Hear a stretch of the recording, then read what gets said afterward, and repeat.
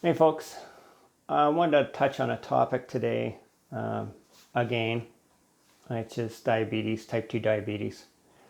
Um, the Canadian Diabetic Association, I'm from Canada, and the American Diabetic Society, which is in the States, they have for years said that if you're diabetic, you need to be on a high carbohydrate, low fat diet. And I think what they've done is they've produced more diabetics. They've produced type 2 diabetics who need more medication. Their medication's constantly going up. They go from no medication to one medication to two medications to three medications, some of them on 5 medications to control their sugar levels. And it can easily be done with diet. The way I look at it is, okay, so when they tell them to eat a high carbohydrate diet, they're telling them, because carbohydrates are made up of sugar, they're telling them, okay, the problem with your body is it's got too much sugar. So let's add more sugar. And then we'll give you drugs to help you control that sugar. I grew up on a farm. I'm a carpenter. I look at things simply. If you have a glass of water and you're filling it up with water and it starts to overflow, shut off the tap. Stop adding water. It's logical to me. If you're having trouble controlling your blood sugar and there's too much blood in your if you're having trouble controlling your blood sugar and there's too much sugar in your blood, stop putting sugar in your blood. And over the last few years, both of those organizations have started to change the way they talk. They are now both saying that possibly, potentially, a ketogenic diet could help some people in controlling their blood sugars, which is a low carbohydrate, high fat diet. Now, I want to give you a bit of information about the CEO of the American Diabetes Society. Her name is Tracey Brown. If you look up Tracey Brown, American Diabetes Society on the internet, one of the first things that comes up is that she's been on a low carbohydrate diet for the last 10 years to control her own type 2 diabetes. That, to me, is awesome. This lady, she's the first CEO of that organization that's had type 2 diabetes to start with. Nobody's been the CEO of that organization has had type 2 diabetes before. And this lady controls hers and got off all of her medication by eating a low carbohydrate diet. Part of my issues were not blood sugar issues, but I'm sure I was well on my way to it when I started a ketogenic diet 3 years ago. I was on that for a year. Then I started a carnivore diet, which helped my lab work even more than the ketogenic diet did. So this lady's come to the realization that her best mode of controlling her blood sugar is to go on a low carbohydrate diet. Now, if you want to do that quickly, get your blood work back to normal quicker, then a ketogenic diet, I would suggest a carnivore diet, at least for a short period of time.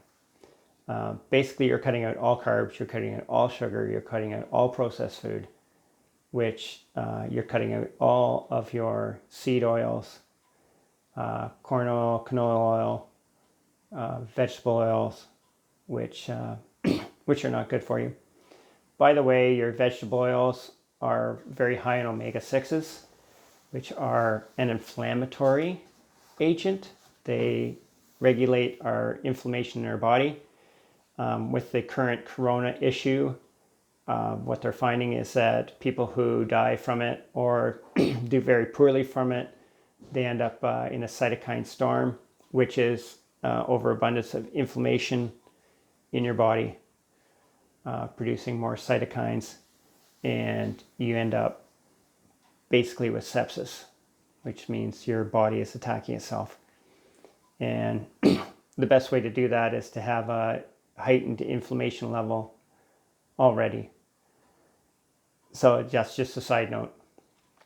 The other thing is a lot of your health problems, a lot of your coronary artery problems are due to inflammation in the arteries, damaging the arterial walls. And yes, you do find cholesterol there, but the cholesterol is there trying to fix the problem. That is not the problem. So the problem is inflammation in your veins, your arteries, due to our diet.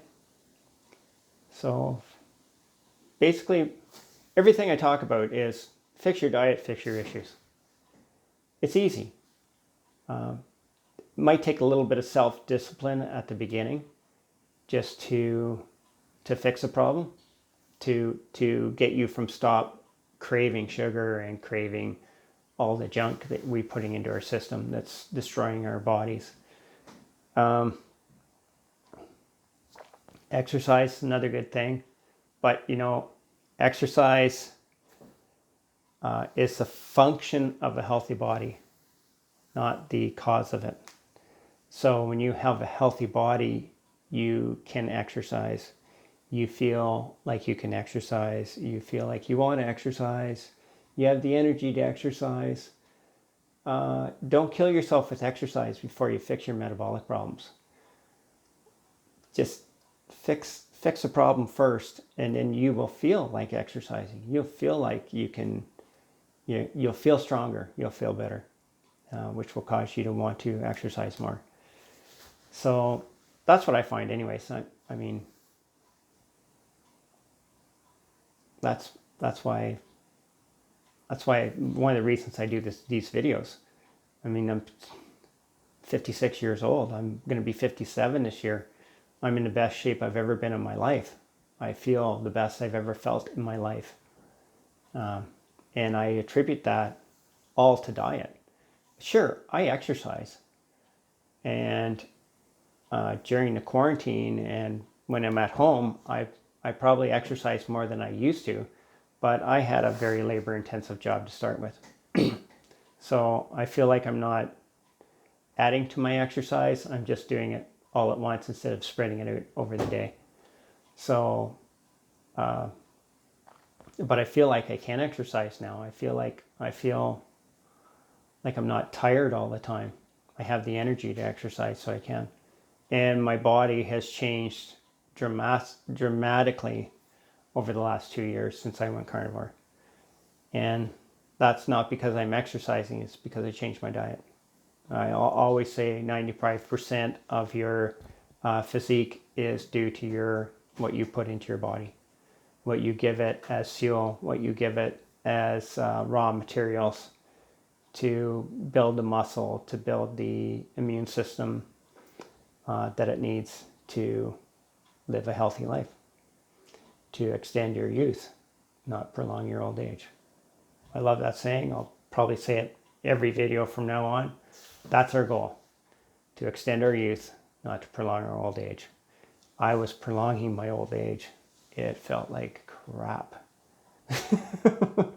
I was like 50 years old and felt 80 years old. Getting a little emotional here, but that's the truth. 50 feeling like 80. Now I'm 56 going on 57 feeling like I'm 30. So, hey, give it a whirl. It'll work. Bye.